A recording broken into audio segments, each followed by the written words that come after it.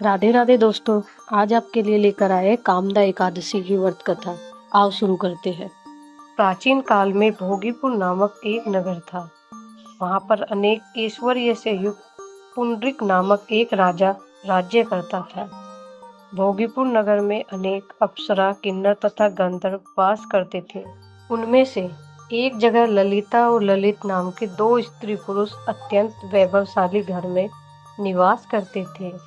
उन दोनों में अत्यंत स्नेह था, वहाँ तक कि अलग अलग हो जाने पर दोनों व्याकुल हो जाते थे। एक समय पुंडरीक की सभा में ललित भी गाना गा रहा था। गाते गाते उसको अपनी प्रिय ललिता का ध्यान आ गया और उसका स्वर भंग हो गया। भंग होने के कारण उसका स्वर बिगड़ गया। ललित के मन के भाव जानकर कोरकेट नामक नाग ने पद भंग होने के कारण राजा से कह दिया। तब पुंडरीक ने क्रोध पूर्वक कहा कि तू मेरे सामने गाता हुआ अपनी स्त्री का स्मरण कर रहा है, अतः तू कच्चा मांस और मनुष्य को खाने वाला राक्षस बनकर अपने किए हुए कर्मों का फल भोग। पुंडरीक के श्राप से ललित उसी क्षण महाकाय विशाल राक्षस हो गया। उसका मुख अत्यंत भयंकर, नेत्र सूर्य चंद्रमा की तरह प्रदीप्त तथा मुख से अग्नि निकलने लगी। उसकी नाक पर्वत की कंदर के समान विशाल हो गई और गर्दन पर्वत के समान लगने लगी। सिर के बाल पर्वतों पर खड़े हुए वृक्षों के समान लगने लगे तथा भुजाएं अत्यंत लंबी हो गई। कुल मिलाकर उसका शरीर 8 योजन से विस्तृत हो गया। इस प्रकार राक्षस होकर वह अनेक प्रकार के दुख भोगने लगा। जब उसकी प्रियतम ललिता को यह मालूम हुआ तो वह अत्यंत दुखी हो गई और अपने पति के उद्धार के बारे में सोचने लगी। वह राक्षस अनेक प्रकार के घोर दुख सहता हुआ घने वनों में रहने लगा। उसकी स्त्री उसके पीछे पीछे जाती और विलाप करती रहती।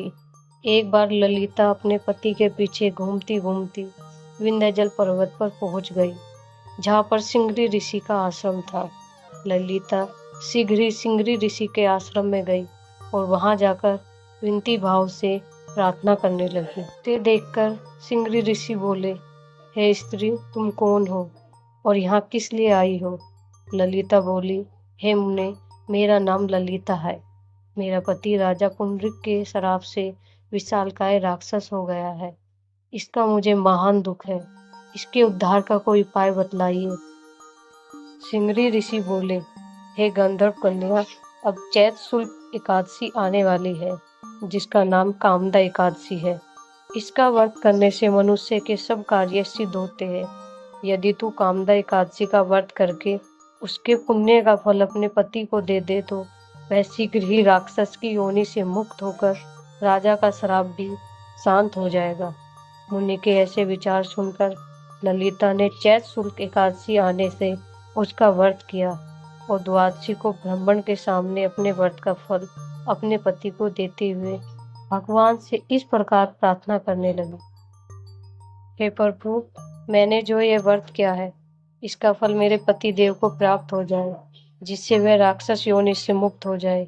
एकादशी का फल देते हुए उसका पति राक्षस योनि से मुक्त होकर अपने पुराने स्वरूप को प्राप्त हुआ। फिर अनेक सुंदर वस्त्र आभूषण से युक्त होकर ललिता के साथ विहार करने लगा।